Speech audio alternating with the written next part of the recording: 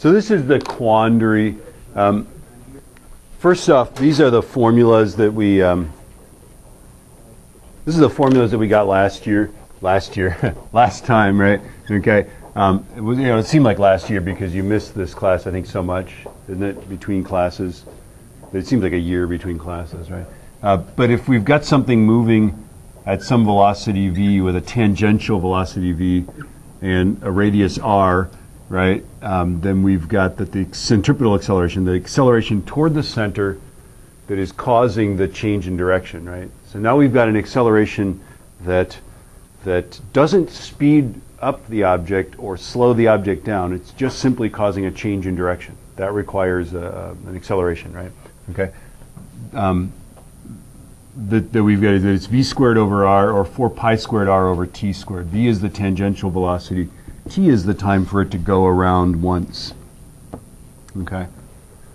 And so 0.84 g's is that many meters per second squared. And then I'm using this formula, A is v squared over r, and I get that this is the velocity. Really, we only have 2 sig figs, so we'd have to say 18 meters per second. Yeah? Okay. And then that's about 39 miles per hour, right? And then F equals ma, and so the mass times the acceleration gives us about 10,000 newtons. Yeah? What would this be with sig figs, with 2 sig figs? What would that be? How would you write that with 2 sig figs? Have to use sine. You'd have to say 1.0 times 10 to the 4th newtons.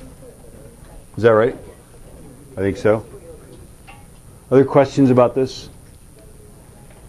Are we good? Now, here's a funny little thing, and don't ask me why I know this, but I doubt that the Prius can pull much more than like 0.84 Gs.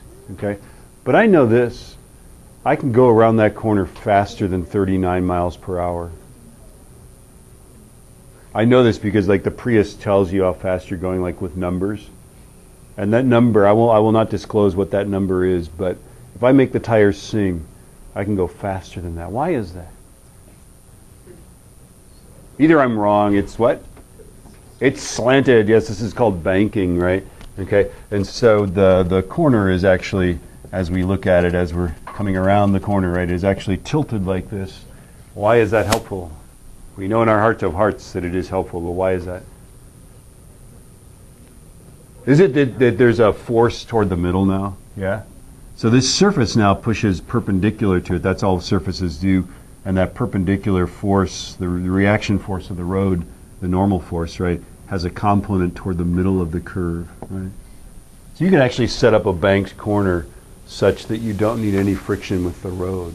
You can set up a perfect banking angle where this component provides centripetal force, this provides opposition to gravity, right? Lifts it up. Yeah. The oldest kind. Yeah, I know.